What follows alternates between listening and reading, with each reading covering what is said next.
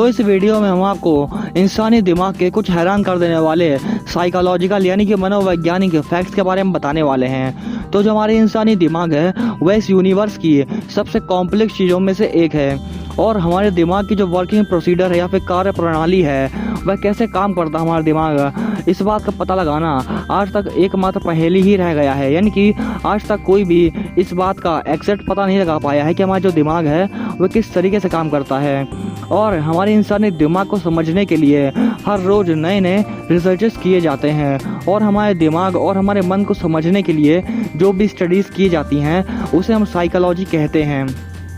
और किसी भी इंसान की जो पर्सनैलिटी होती है वह उसके द्वारा किए गए काम और वह कैसे काम कर रहा है वह उस पर पूरा डिपेंड करती है। और किसी भी इंसान को जो काम होता है उसकी पूरी सोच पर डिपेंड करता है। और जितने भी इंसान होते हैं उनका जो दिमाग होता है वह अलग अलग बातों को, अलग अलग चीज़ों को बिल्कुल ही अलग नज़रिए से देखता है। यानी कि कोई भी चीज़ होती है उसको डिफरेंट पर्सन अपने डिफरेंट नज़रिए से देखते हैं। और हमारी दुनिया में जितने भी इंसान होते हैं वह सभी अपनी अलग सोच के कारण ही बिल्कुल अलग होते हैं। यानी कि आपने कई सारे इंसान देखे होंगे लेकिन कोई भी दो इंसान बिल्कुल ही सेम एग्जैक्ट नहीं हो सकते हैं, क्योंकि उनकी जो सोच होती है हर दो इंसान की बिल्कुल डिफरेंट होती है और इसीलिए कोई भी इंसान सेम नहीं होता है। और जो हमारी साइकोलॉजी की दुनिया है वह बहुत ही इंटरेस्टिंग है और हैरान करने वाली है। यानी कि आप साइकोलॉजी के बारे में जितना ज़्यादा जानेंगे आप उतना ही ज़्यादा हैरान होंगे। तो जैसा कि मैंने आपको इस बारे में बताया कि हमारे दिमाग की सोच के बेसिस पर ही हर इंसान एक दूसरे से बिल्कुल डिफरेंट होता है, लेकिन फिर भी हम इंसानों में कुछ ऐसी क्वालिटीज़ पाई जाती हैं जो कि ज़्यादातर इंसानों में बिल्कुल ही सेम होती हैं। यानी कि कुछ ऐसी चीज़ें होती हैं जो कि ज़्यादातर इंसान बिल्कुल ही सेम करते हैं। और इसीलिए हम आपको कुछ अब ऐसी साइकोलॉजिकल फैक्ट्स के बारे में बताएंगे जो कि आपके लाइफ में बहुत ही काम की होने वाली हैं। यानी कि अगर आप किसी भी कम्युनिटी में जाते हैं और किसी भी इंसान से बात करते हैं तो आप उसके बारे में बिना कुछ बोले बहुत कुछ जान जाएंगे। इंसान कैसा है लेकिन भले कुछ ना बोलेगा लेकिन आप फिर भी उसके बारे में बहुत कुछ जान सकेंगे और आपकी लाइफ में ये सब कुछ जानने के बाद एक अलग ही चेंजेस देखने को मिलेगा और ये आपके लिए बहुत ही काम के होने वाली हैं। और इसीलिए आप इस वीडियो को लास्ट तक जरूर देखें ताकि आप इन सभी फैक्ट्स को जान पाएँ। तो इन साइकोलॉजिकल हैक्स में जो फर्स्ट नंबर पर पॉइंट आता है वह यह है कि अगर आप किसी भी इंसान के पास जाते हैं या फिर आप कई सारे लोगों के पास जाते हैं और अगर आप उन्हें कुछ बताने की कोशिश करते हैं तो कई सारे लोग ऐसे भी होते हैं जो कि आप पर ज़्यादा ध्यान नहीं देते हैं। यानी कि सोचते हैं भाई बता तो रहा है, बताने दो, हमें क्या करना है इससे। तो इसको आप इफेक्टिवली बताने का एक बहुत ही अच्छा तरीका है जिससे कि आपकी बात हर कोई सुनेगा, यानी कि आपकी बात को कोई भी इग्नोर नहीं कर पाएगा। तो हैक ऐसा है कि अगर आप कोई भी बात बताना चाहते हैं पब्लिकली या फिर प्राइवेट में तो आप ऐसा कह सकते हैं कि मैं आपको ये बताना तो नहीं चाहता था लेकिन फिर भी बता देता हूँ। तो ऐसा कहने से वह जो सामने वाला पर्सन है वह ये सोचेगा कि ये बताना नहीं चाहता था तो फिर कोई इंपॉर्टेंट ज़रूर बात होगी, तो वह क्या करेगा, वह आपकी बात को ज़रूरी ध्यान से सुनेगा। तो ऐसा कहने से आपकी जो बात है वह बहुत ही इफेक्टिव हो पाएगी और जो दूसरा इंसान है वह इसके दिमाग में अच्छे तरीके से ये बात जाएगी, क्योंकि आपने कुछ ऐसा कहा था शुरू में जिससे उसका जो दिमाग है वैसे बहुत ही अच्छे तरीके से एक्सेप्ट करने लगेगा। तो इस प्रकार से जो आपकी बात होगी वह बहुत ही इफेक्टिव हो पाएगी।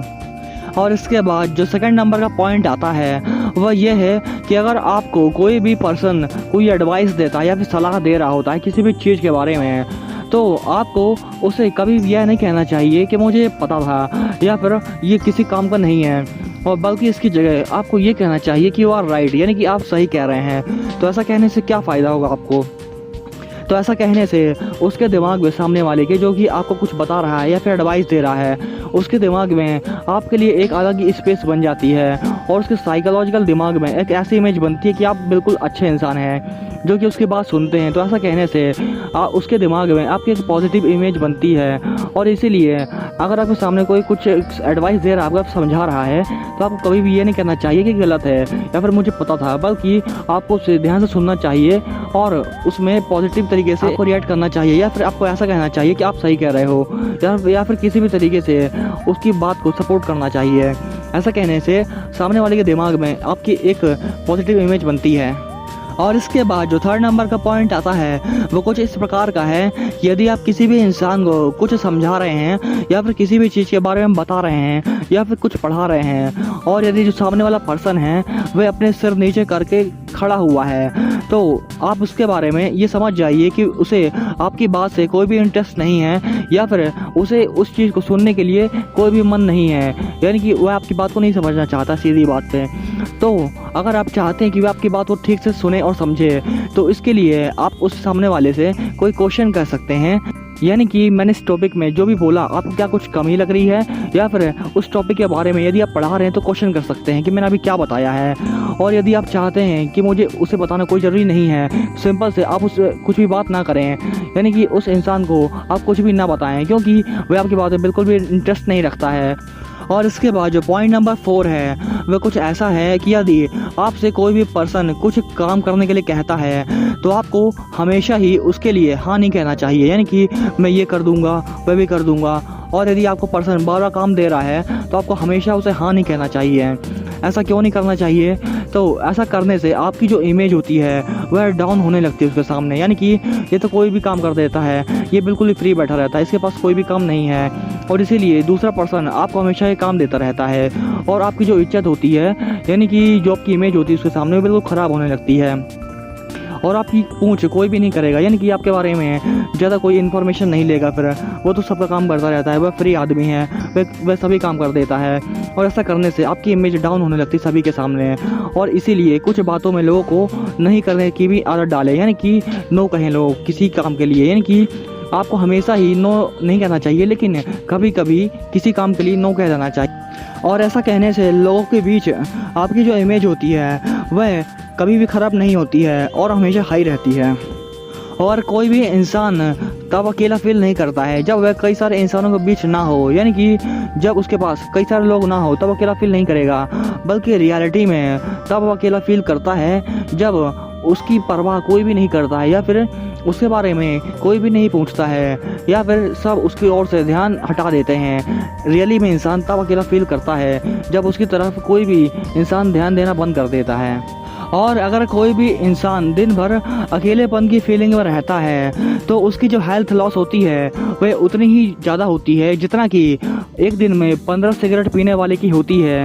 यानी कि जैसा कि हमने आपको पिछले फैक्टर में बताया है कि अकेलेपन की फीलिंग क्या होती है, तो जो अकेलेपन की फीलिंग होती है वह एक इंसान की उतना ही ज़्यादा हेल्थ लॉस कर सकती है जितना कि एक दिन में 15 सिगरेट पीने वाले इंसान की करती है।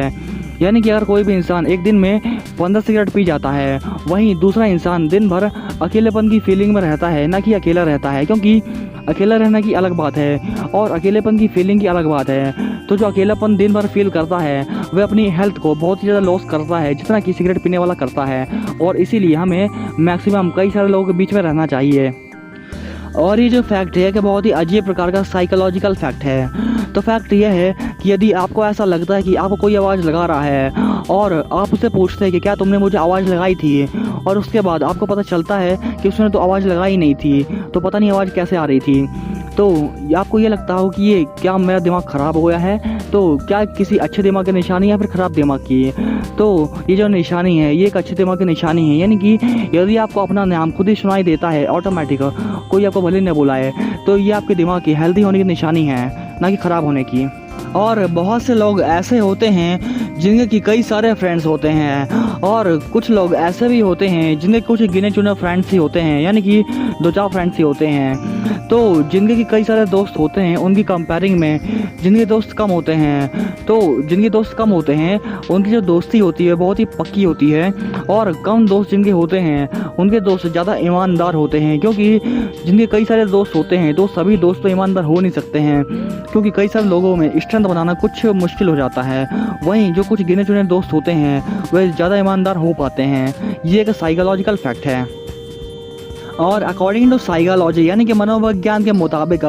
यदि कोई भी इंसान किसी दूसरे इंसान के बारे में कुछ आपसे कुछ गलत बातें बता रहा है या फिर उसे कुछ बुराई कर रहा है, तो निश्चित तौर पर ऐसा ही होने वाला है कि वो इंसान किसी दूसरे से आपके बारे में कुछ गलत बातें बताएगा। ये एक निश्चित तौर पर फिक्स है, यानी कि इसमें कोई डाउट नहीं है, क्योंकि एक साइकोलॉजिकल फैक्ट है। तो ऐसे लोगों से कुछ दूरी रहना चाहिए, क्योंकि ऐसे लोग बिल्कुल भी ठीक नहीं होते हैं। और जो हमारा कॉन्फिडेंस होता है यानी कि जो हमारा आत्मविश्वास होता है उसका कनेक्शन सीधे हमारे कपड़ों से होता है। यानी कि हम जितना ज़्यादा अच्छे कपड़ा पहनते हैं हमारा जो कॉन्फिडेंस लेवल होता है वह उतना ही ज़्यादा हाई हो जाता है। यानी कि आपने कभी ना कभी देखा होगा कि जब भी आप अच्छे कपड़े पहनते हैं तो आपको एक अलग ही फीलिंग आती है। यानी कि आप हर चीज़ को कुछ अलग नज़रिए से देखते हैं, कुछ अलग तरीके से करते हैं और यही होता है आपका कॉन्फिडेंस लेवल में चेंजेस की वजह से। यानी कि अगर आप किसी भी कंडीशन में अपने कॉन्फिडेंस को बढ़ाना चाहते हैं तो आप इस ट्रिक को ट्राई कर सकते हैं। यानी कि आप अगर अच्छे कपड़े पहनेंगे तो उसमें ज़रूरी कुछ ना कुछ आपके दिमाग में चेंजेस आता है और उसी की वजह से आपका काम कुछ अच्छा हो जाता है। यानी कि कॉन्फिडेंस लेवल को इंक्रीज़ करने का ये बहुत अच्छा तरीका है कि आप अच्छे कपड़े पहने। यानी कि आप जितना अच्छे कपड़े पहनेंगे आपकी सोच में उतना ही ज़्यादा अच्छे चेंजेस देखने को मिलेंगे आपको।